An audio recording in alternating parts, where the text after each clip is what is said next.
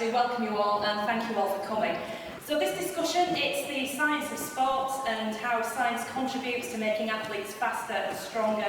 How much does talent contribute to success, or can training and commitment create the elite athletes? Well, we'll hear from our panel shortly. We'll also invite you to ask some questions later on as well. But before we get started with that, let me introduce you to Mina Pham, who is the Councillor for Science and Technology from the French Embassy. Mina. Thank you very much. I'm very impressed to be here with you. And this is the few seconds from the French side. My name, as it has been said, is Mina. I'm the Science and Technology Councillor at the French Embassy in London, but for the UK. And I'm really delighted to be here to introduce this session.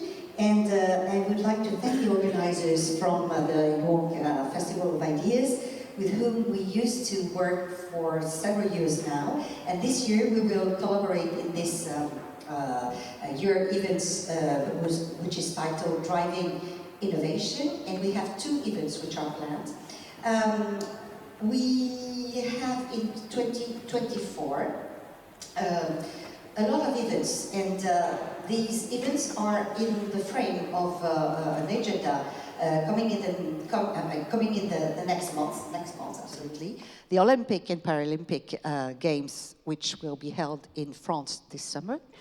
And also a second event which will be presented on June 7, the reopening of Notre Dame Cathedral by the end of the year. So these two events will be presented in some way in the frame of this festival. Today, this afternoon, we have amazing speakers, and I'm sure that they will make you understand better how science could contribute today to sport performances. So many thanks to Amandine, professor in mathematics, you will be introduced, I guess, a bit later, Amandine Aftalion, Dr. Brian Hanley, and also, of course, Kelly Holmes. I think she's the star here. No need to tell you more about her. And I wish you all a very good afternoon, and I will be thrilled to follow your debate. Thank you very much.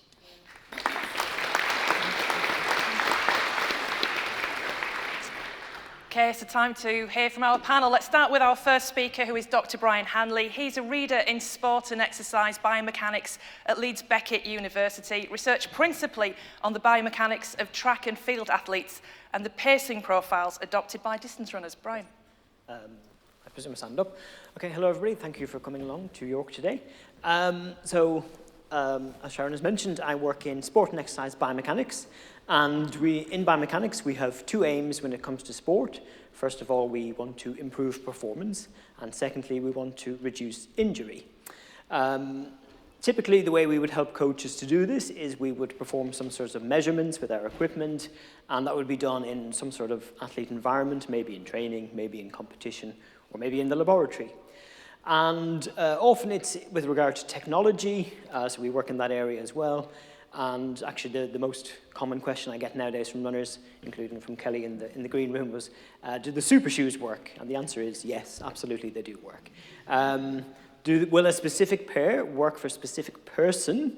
It depends. And I think it depends is an important phrase to remember when we think about how do we apply science to sport, or in fact training to talent, to see whether something works. So we know that talent is essential for success, but it is not sufficient. We know that training is essential for success, but we know also that it is not sufficient. You have to have both. Now, the kind of work that I do, what I focus on is trying to identify where an athlete's niche is. So what niche does a specific athlete fit into? Now, if you pop down the A64 from here down to lovely Leeds, and you go to Roundhay Park, and you go to Tropical World, there's a fish tank there. I've been to Tropical World a lot of time. I have two children. And there's a sign saying what a niche is. And basically, it's the match between a specific species and where it lives that allows it to thrive better than other animals. So, for example, penguins can survive at the South Pole, but not giraffes. Okay? So, in the same way, when it comes to athletes, it's not just any athlete can do any distance or any event or any training. They have to fit a niche. So If you go to the Innovate shop, I was just in there a while back, you've got shoes for road running, you've got shoes for trail running, and you've even got one that says mud on it, okay? So different people prefer different conditions, yes? Now, what we would do to try to sort of find the niche for each individual athlete, and normally they're elite athletes, to be fair, is we bring them in the lab, we do some tests on them. We've got a very expensive and advanced treadmill and lots of other equipment in the lab. And it gives us loads and loads of variables. It tells us step length and contact time, flight time. It tells us all different things. But really, there's only maybe 5 things we need to worry about to tell us what niche does the athlete belong in that is optimum for them in terms of training and what event they're going to do. So these things are how long you're on the ground for, how long you're in the air for, how much you bounce up and down, how much force you apply forwards and how much force you apply upwards, and sort of the ratios between them. And with all of those, I can say you should be doing the 800 meters because you run like Kelly Holmes, or you should be doing the marathon because you run like Haile Gebrselassie. That's a bit ancient now. Yeah, I ran against him when I did the London Marathon, so he was in my head. What the two do? So if we split them into the extremes, I have the group they like staying on the ground. They barely come off the ground. They stick to the ground. They push forwards very, very hard. They tend to be stronger athletes. They tend to be middle distance athletes. And we call them terrestrial. I didn't invent that phrase, but that's what they're called. The opposite are the bouncy ones. You might see them running around the streets of York. They're kind of boing along. They are the long distance people. They tend to be more springy, and they rely more on bounciness rather than strength. So they tend to be not weaker, but they have a different kind of strength. Now, originally, when I did work on these types of sports people, I didn't do it on runners, I did it on football players, on a team that was in the Premier League at the time.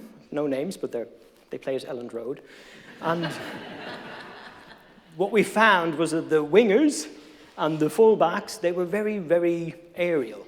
And the people in the middle, they were more like terrestrial, so sort of the strikers and the middle defender positions. But we didn't like to use aerial and terrestrial because people didn't get that. So we called them grizzly bears and gazelles. So grizzlies and gazelles, yeah? And the FA, I know they love this because it's so much easier for them to go, okay, that guy's a grizzly bear and that guy's a gazelle. How do we train them differently? A good example of a grizzly bear would be Messi. Messi kind of just wanders around the pitch a lot, and when he feels like it, he sprints, gets on the ball, and scores. And you feel like, why didn't he track back? Because he's a grizzly bear. Grizzly bears do not run long distances. If you want someone to do that, running up and down, you get the gazelle. A good example was Rafinha, if you know who he is, plays for Barcelona now. So knowing what kind of niche the athlete belongs to, very specifically, allows us to say, okay, this is the kind of event you should do. Normally they know that anyway, because they know I don't like running long distances or I don't like running fast. But more importantly, it's about what training they do. So some people, like the gazelle type, they're not really always suited to lifting heavy weights. The grizzly ones are not always suited to running on hard surfaces. They prefer cross-country or running on hills, things like that. Now, so once we get the basis of what body type they are, what niche they belong to, then the athlete is able to develop more. And this is how we are able to maybe enhance how training is affecting the talent, yes, how the nurture is affecting the nature. But that's just one part of the jigsaw, of course. There are lots of other parts like physiology, psychology, nutrition, and a lot of luck. Okay? So thank you for your attention. The others will talk about some of those other areas now. Thank you.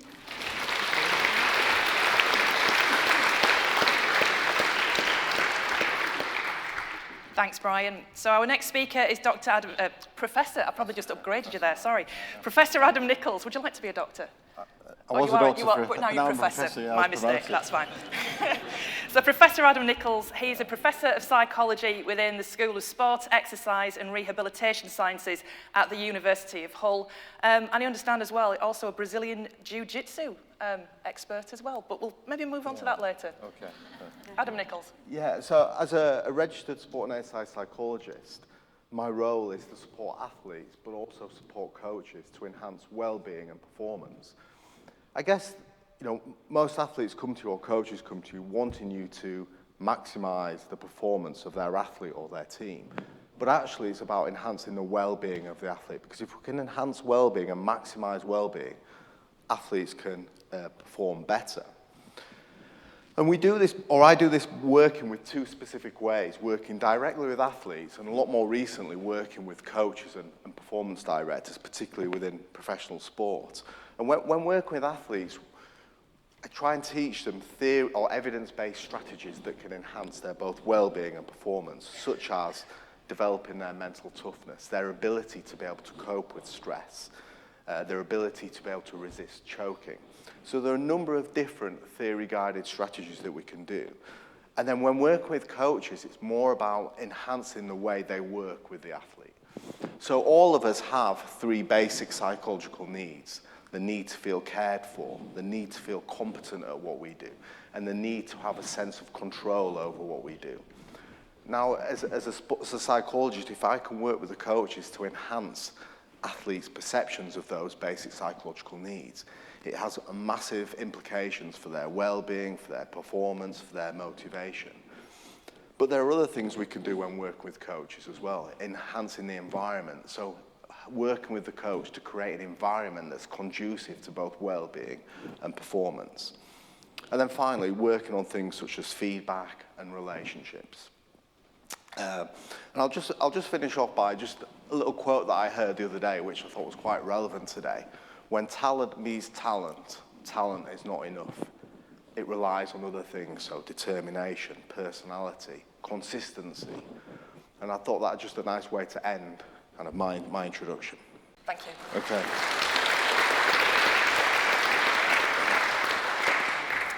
Our next speaker is Professor Amandine Aftalion, a French mathematician and also author as well of a popular science book. You'll have an opportunity to get your own copy later. Be a Champion, 40 Facts You Didn't Know About Sports and Science. Amandine.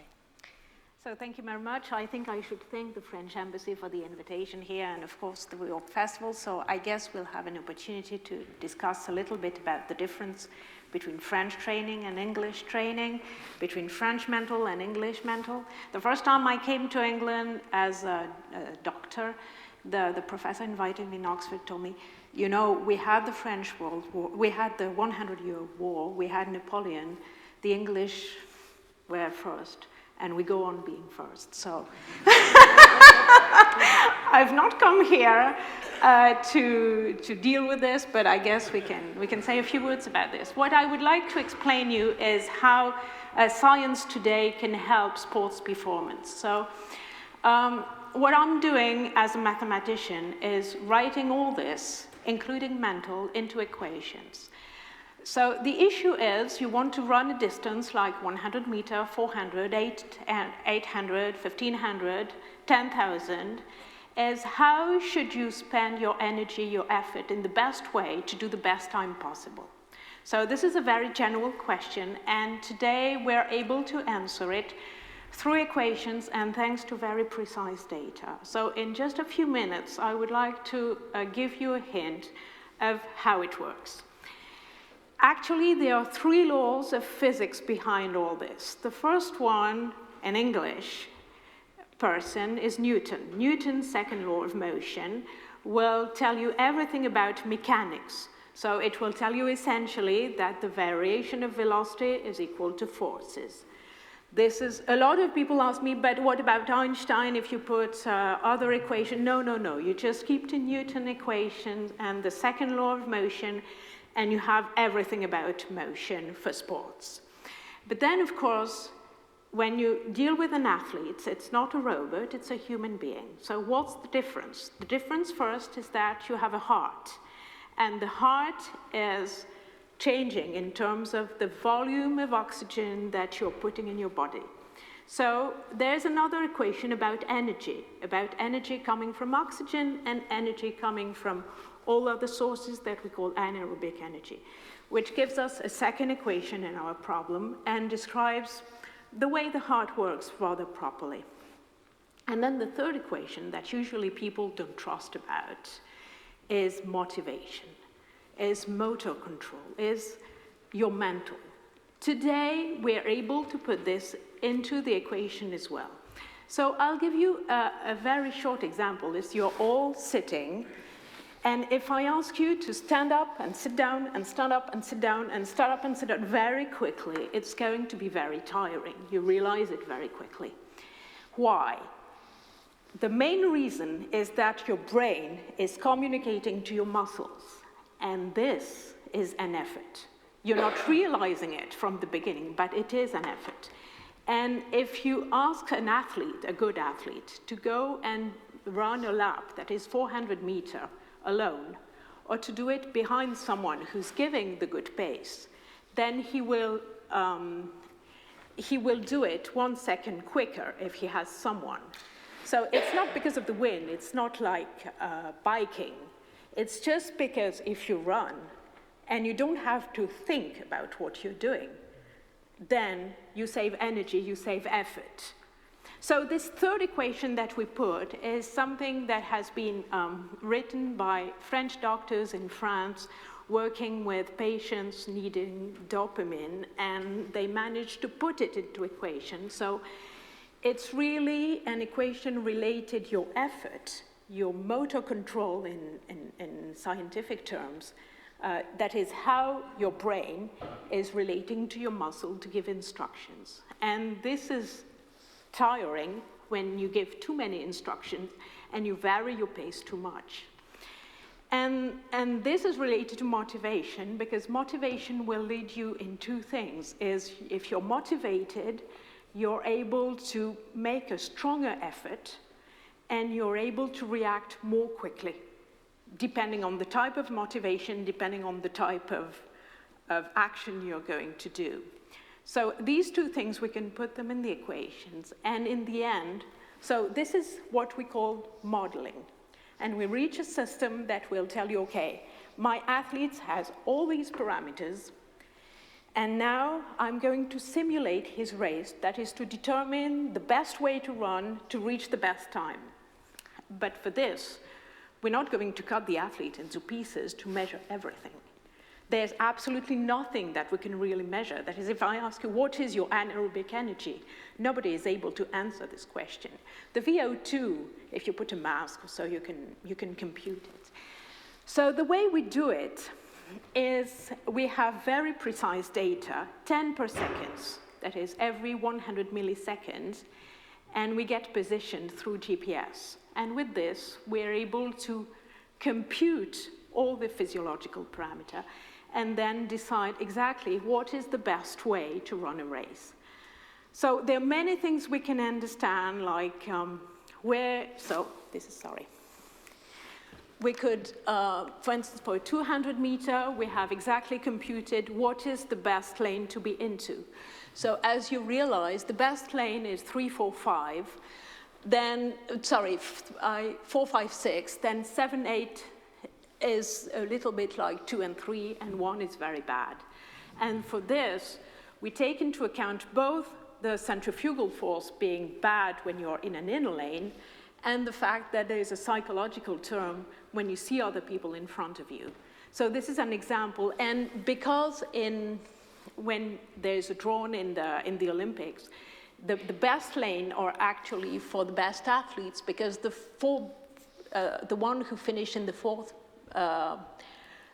first are in 3, 4, 5, 6. So, and then 7, 8 for the next two, and 1, 2 of the last two. So you're putting always the best athletes in the best lanes. And I would say one word about the 1500. So we have modeled the 1500 from Jacobing and Brixton, and there are a lot of things that we could understand. So how you start strongly, then there's the most part of the race at more or less constant velocity, and then you speed up at the end. And we could understand exactly how much you should speed up at the beginning, how much you should sprint at the end, depending on your physiology, and maybe we can discuss it a bit later, especially with respect to the way Kelly was running. Amandine, thank you.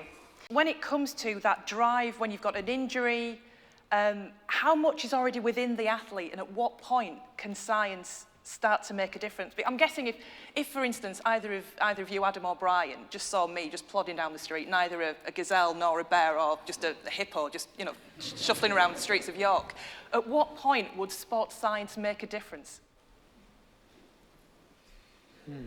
You wouldn't work with me, would you? Let's just be honest, I'm not offended. No. It's not. Well, first of all, I could give you some coping strategies. So you might be finding it difficult at first if you're building up your fitness. So maybe set some goals, some small goals which you can work towards, and then maybe give you some coping strategies. So thought stopping, if you're thinking, you know, I'm thinking about stopping here, I can't be able to go anymore, we could give some thought stopping strategies. Yeah, just different strategies like that which you could practice, and it's something you could try when you're running. But it's got to be within, hasn't it, surely to start with, because Kelly, to be an elite athlete, there must be something that gives you that edge already built within. I think so, you know, I think we are quite weird as athletes to push ourselves to the nth degree. There's something obviously that's inbred in us to want to. People want to be good for lots of different reasons. I wanted to be good because I thought it was the only thing I was good as a young person, and running brought me alive. It gave me identity, it gave me purpose, and because of that I wanted to prove that to everybody else and to myself I could be good. So there was something in me already that was a driver. Some other people just fall into it, and it was never a dream to really be an Olympic champion. They find themselves being so good at the sport that becomes the career pathway that they take. But I think from another side of it, I'm not an elite athlete anymore. You know, I did park run this morning down at the race course, and you know, there's 670 finishers. Some walked it, and some little gazelles sprinted it right off. And I was kind of happy with mine. I'm first in my age group, so I'll take that. I'll take it every day. But you know, it's about purpose as well. Why turn up at something? What is it why do you want to do something that keeps you moving? Everyone will have a different reason. It could be a health reason. It could be aesthetics. It could be you're supporting someone. It could be that you've got your own goals to do something. But for me, when we take it down to that level, away from elite, it's about movement and feeling good for both the brain and the body, completely for that reason. And I go to those park runs, and I just think we've all shown up to be there at 9 o'clock, and the person that came last, and you never come last because there's a back walker anyway, that person and the person that won 15 minutes is as valid as anybody else, because we all turned up and we've all done it for our own reason. So for me, there's lots of different pieces, but when you take it down to this normality away from elite, it's about what do you want to get out of why you do fitness. I wish I could have seen the faces of people that saw you turn up at parkrun this morning. That'd been brilliant. When they see me, normally if I go past and it's a guy, that's the face I get.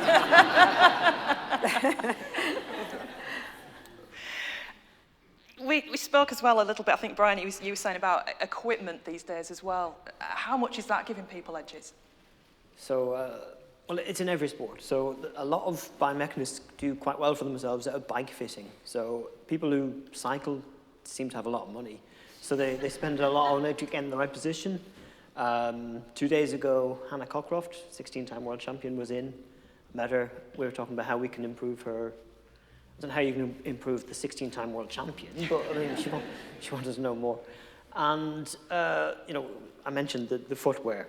Like, there's no doubt the footwear has made a massive difference, and you know, for people like Kelly and not as good athletes like me,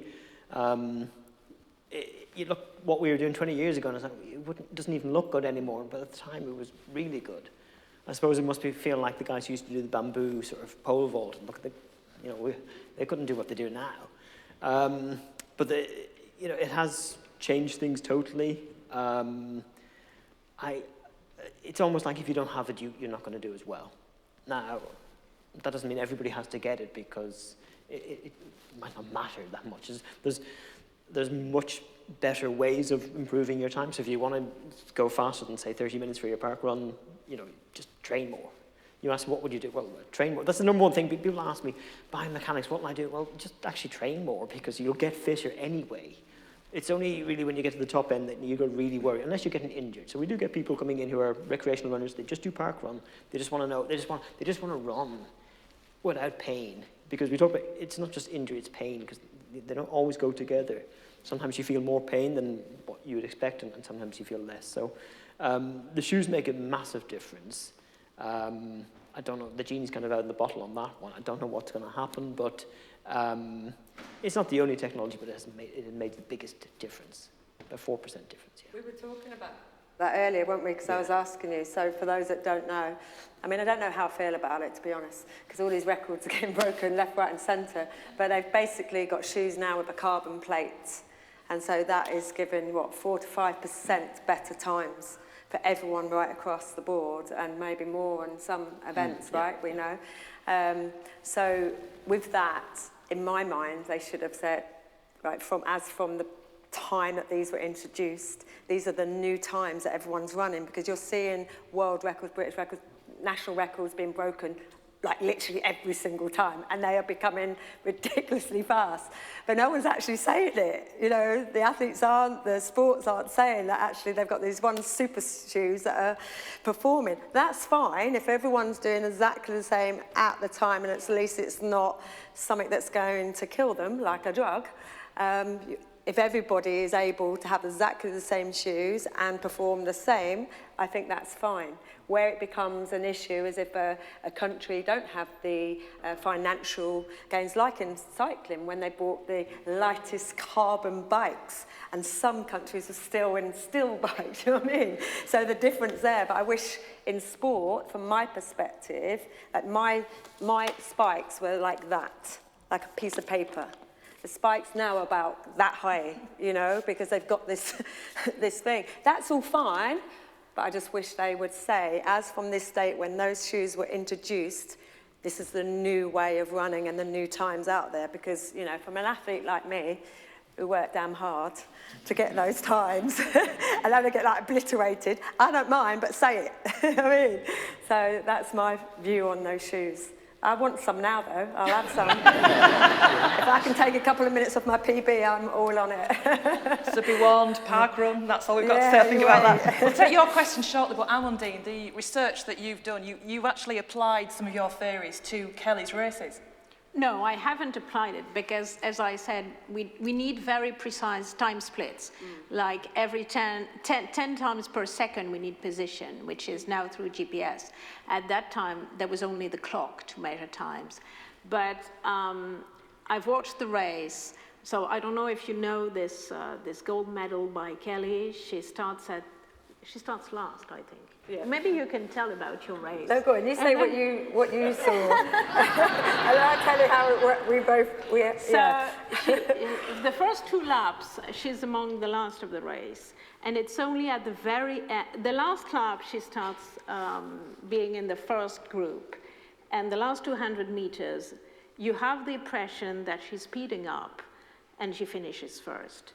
So there's one thing that TV commentators always say in this type of race when a champion ends with the gold medal and you have the impression that he's speeding up. He says, oh, he's speeding up, but it's not true.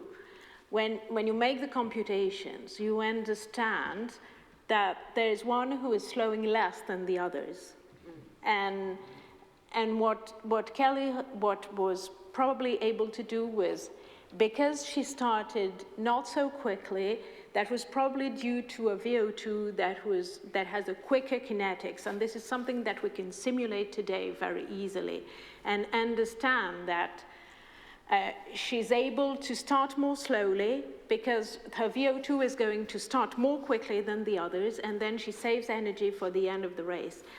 At the end of the race, in the last 2 laps, you're speeding up a little bit. But the one who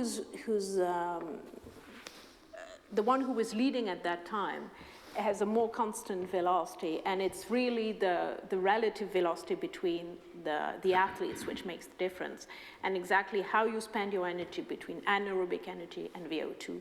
And what I was really sure seeing your race is that first, you had a very quick VO2 starting, and you could maintain it, and maintaining your pace was something crucial. And this is something that usually what happens with these simulations is that champions realize how you should do, and then as scientists, we're able to explain it. It's exactly that. I mean, no, we were talking actually, I didn't get the breakdown for my 1500, but for the 800 meters, because I'd been going for so long, we always realized back then that the women's 800 meters was run around 1 minute 56. That's what we were generally winning major championships in. And so between my coach and I, we decided that how could I most efficiently run 1 minute 56 for the 800 meters that may get me a medal, because my actual dream was to win the 1500 meters. That was second in my program.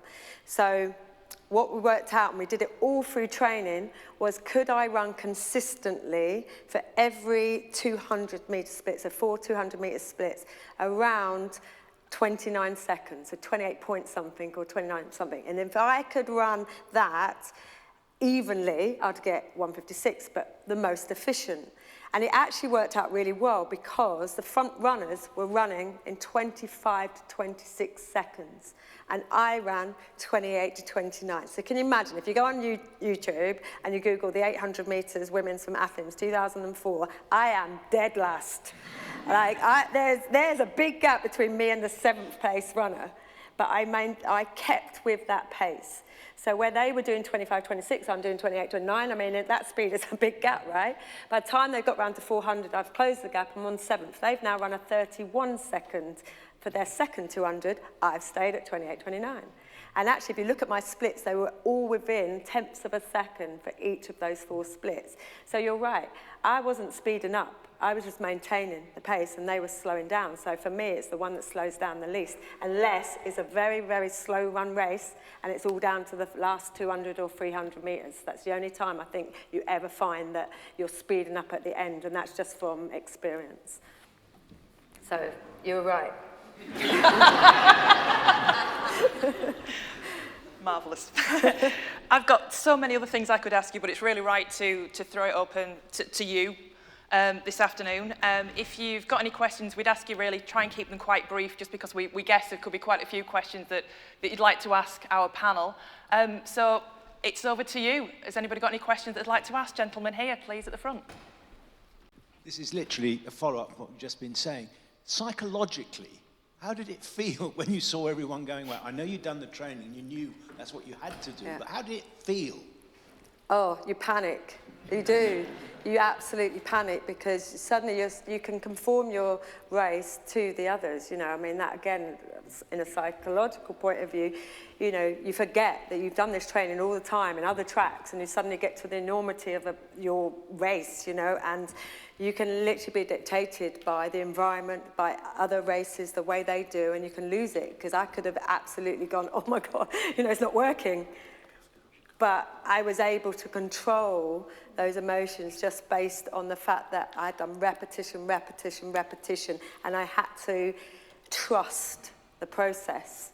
But equally, I was at a stage in my career that if I felt, that's what I had it within me to pick up, you know, so 29 seconds was slow for me as a 200 meter, just on a single 200 meters. So I knew I could pick up if I needed to, but I just had to trust the process, and it kind of worked, so. But it was tough, you know, it's tough at that elite side. You're in an Olympic final in an elliptical stadium, you know, pressure's on. You worked all your life to become Olympic champion, and it's there or not there, you know. So I only won by 0.05 of a second, the 800 meters, you know, the thickness of that. So we were all capable. I just didn't lose it in the last minute. I just stick with my plan.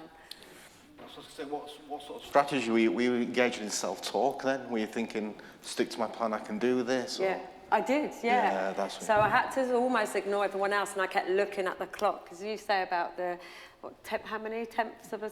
10 per second. 10 per second that you would have to monitor somewhere, whereas we only had the clock at those bends. So that's because we need to reconstruct all the athletes' parameters. Yeah. It's once we have the athletes' parameters, then we can we don't need that many. It's just to reconstruct all the physiology that we need. To get all of that, yeah. But when you're running, you've only got the clocks at the bends, or the end of the straights. Yeah, end of the straights, beginning of the straights. So you have to look ahead and work out your pace judgment. Just pace judgment, really. But I had to really just stay in that zone and kind of look ahead at the clock and just see, am I nearly there? Because sometimes you might have to speed up a little bit to get to that time, or slow down a little bit to not be too far. So you have to just be so aware and so alert the whole time. It's quite tiring. And not all Olympic champions run the same way. And what you did in Athens was really the best way to run, and you had found it with your coach yourself, and you stuck to it. Yeah. And today we can say that was the best way to run. I mean, some champions win by not necessarily with the best way, because the race has started differently, and some follow the others, and there are strategic effects and so on. But what is very special about this race, these two races actually, is really that she started last. And starting last is really not easy at all. But that was the best way with her physiology to do it, and she made it. And that's because of a huge talent, that's for sure. But she had found the best way to run at that time. And it took years to do that. I mean, other races, I really messed it up. I'd go off too fast. I'd try and go for the line at 200 meters and blow up with 50 meters to go. I would, be erratic with my running. So it doesn't work all the time, and it just comes to a point in your career that you know what's best for you, and mainly how your opposition is just learning about how other people run as well.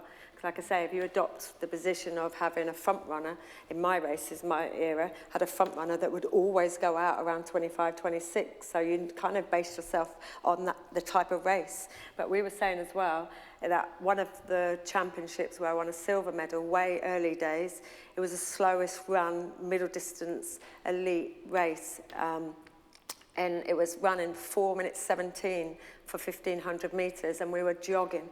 And it was down to the last 300 meters that we went, and we ran it in like 35 seconds or something. It was literally flat out for only 300 meters. So that's a completely different race when I ran 3:57 for the Olympics and then 4:17 for that. So, you can't tell. You just have to be prepared for everything, and that's what training is.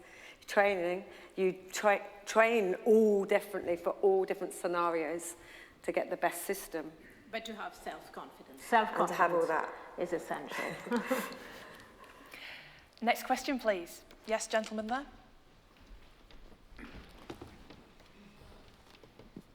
With all the knowledge that you've spoke about and putting into athletes and how they can get better and everything, will we ever produce anybody that can beat the African long-distance runners? Who would like to take that one? Go on, Brad.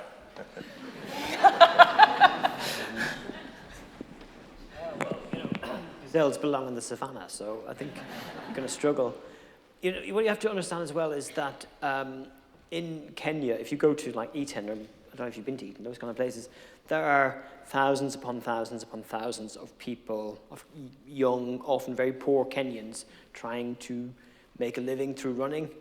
And the equivalent is if you go around England, most kids are playing football. Kenya has never played in the Football World Cup, So I don't know if the Kenyan of Kenya of having a talk like this at the moment, saying how will we ever play football? It's so ingrained in their culture that it's not just that they have physiological advantages. So they do have more gazelle-like features, if you like skinnier legs, which are easier to swing. A lot of them live at altitude, so they have like a physiological benefit. But the psychology is important too, because they really believe they can do it because they've seen other people do it. During the summer of the last Commonwealth Games, I was talking to one of their coaches who is definitely not like a distance runner shape. He used to be a karate champion, I think it was.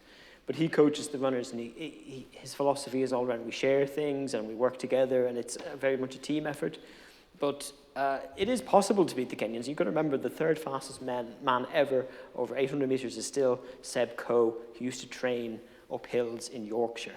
So over 800 metres, 1500 metres, it's still, British athletes are still winning things. Last two world champions over 1500 metres for men. Got the Scottish, maybe there's a Scottish method, I don't know. Laura Muir and Josh Whiteman and Josh Kerr, people like that. So difficult, but it's not just physical. It's everything about what they do in Kenya, I think. And I think it's related also to the fact when the kids are young, they start running, they run in altitude. So it's not only physiology, it's the way you start living in altitude and running. If you imagine that you have a British diplomat having children in Kenya and they start running like that, I think they could become champion. I think there is something very important in those long races is to start running very young, very long distance. And as Brian said, this is not something that is really common in France or in Britain. Kids don't run long distance when they're young. And this is what changes the physiology when you get older and the ability to have a high VO2 and to maintain it for a long time. So it really comes to very young age and training at this age, which is, they don't take as training, it's just their way of life. And also it's a very simple life. You know, they're not exposed to the world we are, social media, their nutrition is very bland, very, you know, it's just clean and normal. So where young people will grow up having takeouts and then, you know, we just have a different life. If you think about what we eat and consume and our lifestyles generally and our sleep patterns and when we go on holiday and whatever, they don't. They're very basic in their development and their structure. When they become elite athlete, it's all about that.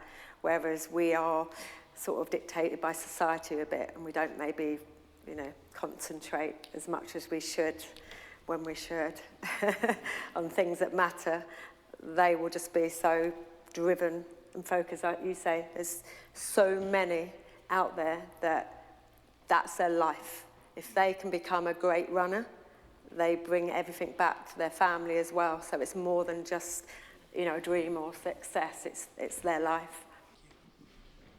Yes, back to your introduction. You mentioned earlier on about how different countries train their athletes differently. I found that very surprising because obviously you train down to the individual, I would have thought. So I'd like to know a little bit more about what you meant by that. And if I may just quickly, thought-stop criteria, I'd love to hear a bit more about that as well.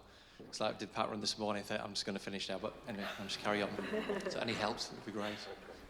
So if you take the latest World Championship in Budapest in athletics, I read a paper in The Guardian, the way British champions were chosen, the one who had the right to go to Budapest were the ones who had a chance to win a medal. And in France, it was discussed a lot. The British, they only allow those who have a chance to win a medal to go to the Olympics. Even in 2012, it was really discussed a lot in France because Britain started building a kind of science panel helping champions. And it's not just helping the ones who are champions, but trying to count who can be a champion. That is, if you start with a 12-year-old person and say, given the way he's running, given the way he's pole vaulting, whatever you want, what are his chances to improve and where will he get when he's 18? And so in Britain, you started doing these things. You were the first to do this. Because of the that was in the Olympics in London in 2012, everything was computed in some sense. The temperature at the biking tracks, it was raised to 28 degrees because at 28 degrees, the drag was slower for biking and performance was better. I mean, probably it wasn't said everywhere and to the general audience, but I can tell you everything was computed, and everything was computed to put money on those who had a chance to win a medal. So in France, people in sports observed that and said, Okay, in France, we're really late with respect to that because we have two worlds. We have the sport world and we have the science world. And they're not talking to each other because the way education is made in France is that you choose one of them, but you never do both. And people going to science and people going to sports was like, is left or right.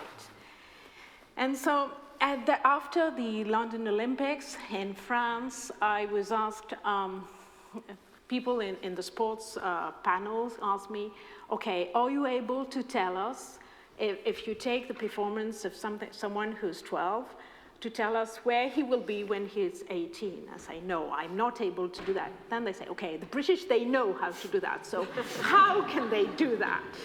So we discussed, we thought about it, and then they say, okay, but there's a real problem, is that we don't want to do that. We don't want to put money on those who have a chance to win, because there's a high possibility that eventually we don't put money on someone who has chances, but there's always an error in these computations. So, and they say, we don't want to do that, so we want to leave everybody with the chance. So we are not going to select people and put more money on them. We just, this is the heritage of the French Revolution, equality. So, but equality doesn't lead to gold medals.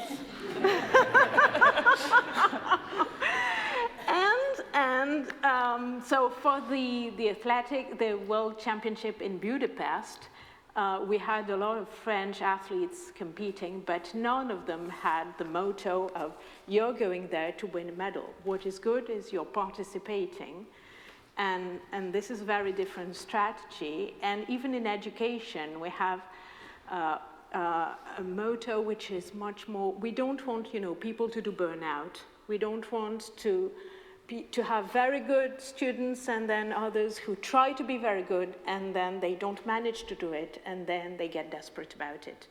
So the idea is we don't want anybody to get desperate.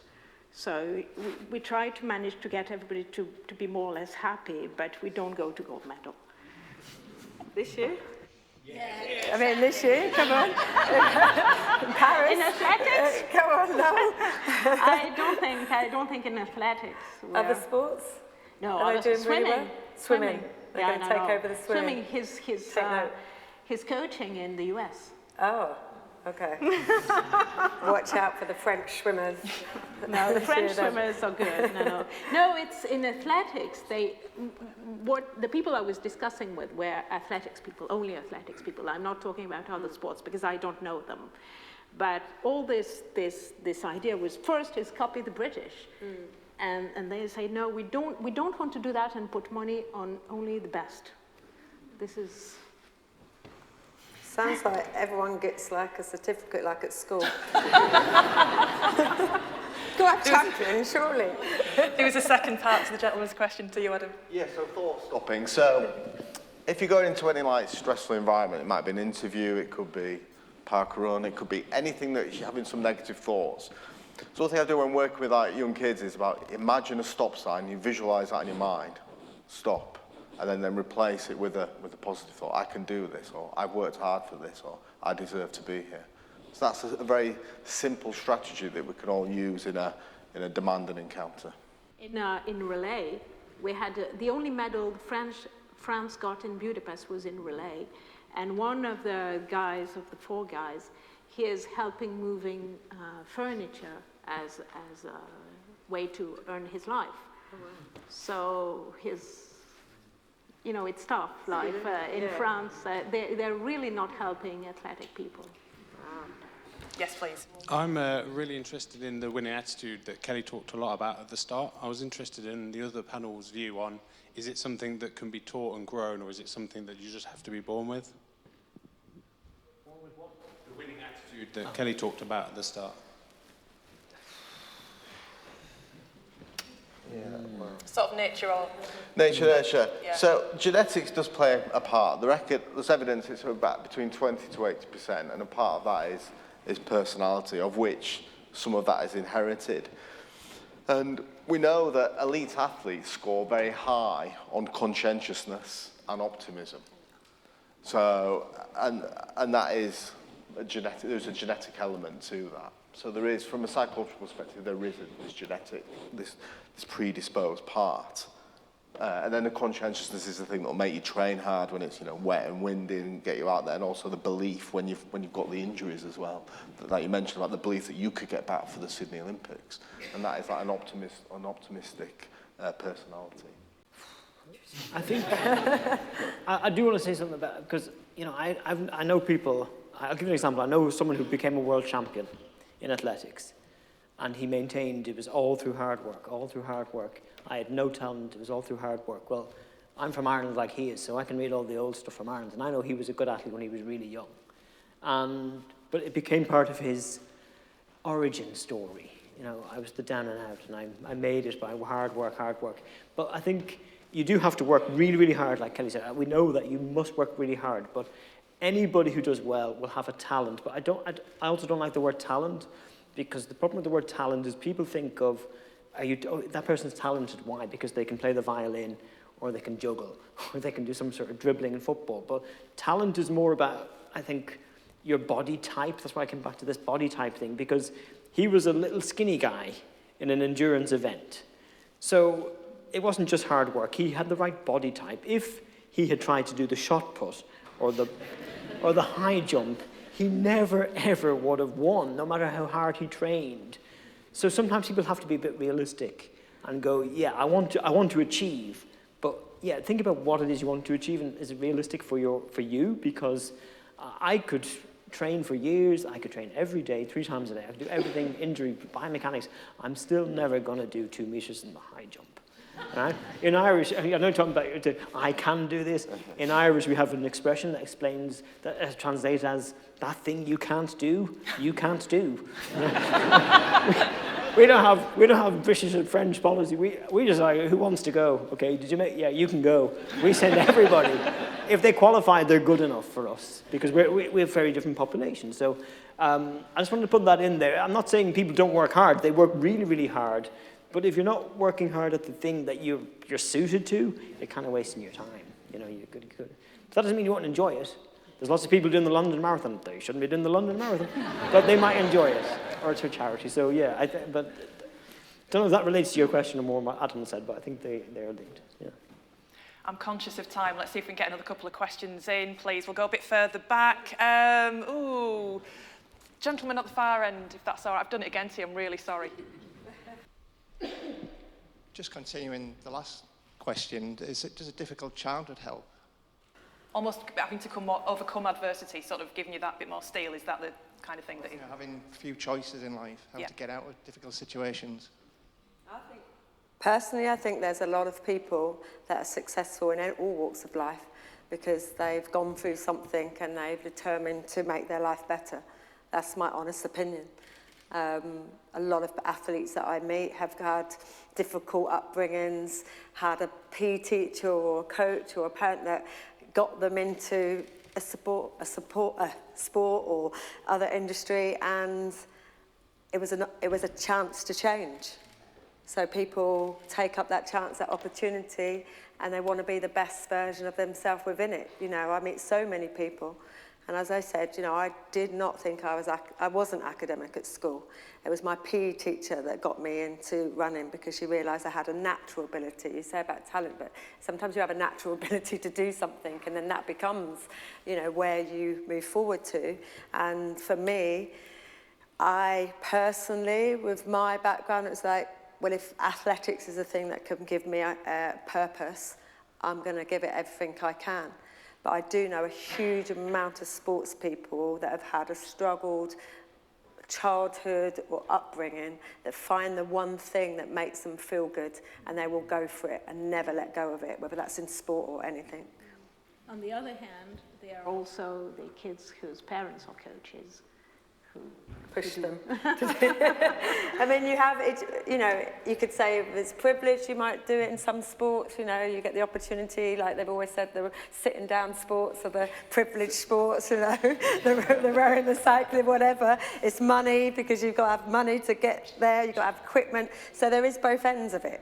So you have privilege that will get you into something, and opportunities open, there's money and finance behind you. It's clearly going to make you better if you stick at it. And then you've got those that just graft and just want to do something through their heart, find themselves being very talented, and then move forward. So it takes all walks of life to be good. And sport is one of those areas in the world that it is so diverse, it is so inclusive, because there is something for everybody in every single sport. No matter your background, no matter your talent, no matter your, your love, you can be successful. And that's why I think sport should have no political side whatsoever. It should just be about people that want to do it and be good at something. Let's see if we just got time maybe to squeeze one more question in. Lady at the back, got your hand up very quickly there, so we'll reward you with the mic in the pink t-shirt, please. A question for Kelly. We've heard a lot about the mental challenges of elite athletes going into retirement, but I'm wondering, how did your body react to retirement? That's really good. I'll put it this way, when I retired, which was a year after winning my gold medals, I had every single takeout you can imagine for 6 months. And I loved life back then, until which point is I had no energy, I felt on weight, I felt my skin was rubbish, so I thought, okay, maybe I won't go down that road. You know, it changes. Of course it's going to change, because you are working at the nth degree. You know, you are working like optimally at the way you push yourself as a sports person is not normal.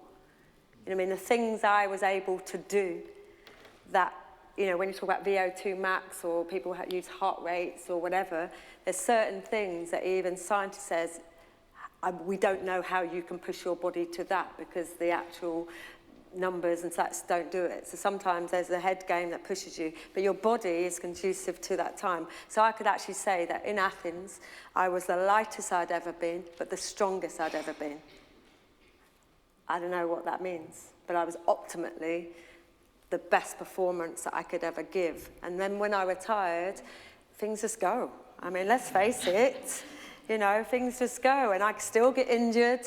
I'm not looking like at my nutrition, you know, I don't have the physio at tap, I don't have a massage all the time, you know, I don't sleep that well, I travel all over the place, so of course it's going to affect my body. But I'll still go to a park run and get fastest in my age group, so that's it.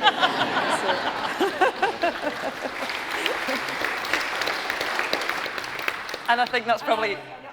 group now, just saying, for those that don't know, 39 plus 15, so work that out.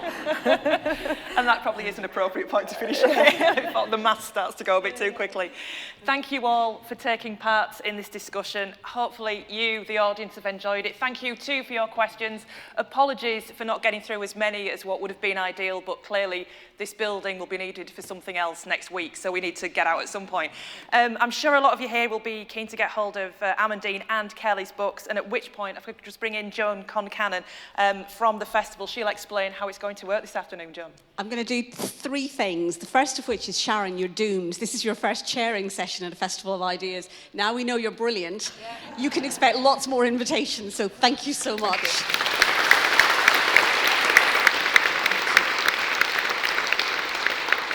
Second thing is, we adore working with our colleagues at the French Embassy. We've worked for many years together, and it is always a joy. We come at things from a very different perspective, and it's this sharing of French and UK experiences that is just such a pleasure and a privilege for the festival to be able to showcase every year.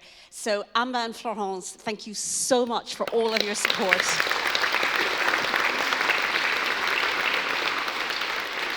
The third thing that I wasn't expecting, as you might have gathered, I'm also Irish.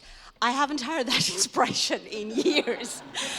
And I just want to say that whilst I grew up hearing about that, you can't do what you think you can't do, the festival was set up with the idea of educating, entertaining, and inspiring. And I cannot think of a panel who exemplify and embody that trio of ambitions that the festival has, which is to bring lots of different people together to really get excited about different worlds and different experiences and different insights. So thank you so much for reminding me.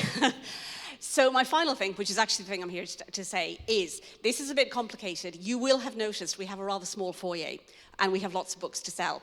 So what we're going to do is Kelly is very kindly going to stay here, and anyone who wants to buy her book, and I thoroughly recommend it, whiz out, buy the book, and come back in, and she will agree to sign the book. Amandine's book is also for sale and is also worth buying. It's full of fascinating facts. She will be signing books out in the foyer. So thank you again so much for coming along on a sunny day. There's lots going on in York today, so we really appreciate this festival is built on the power and the imagination and the enthusiasm of our audiences. So my final thank you is to all of you. Now buy lots of books. Thank you very much.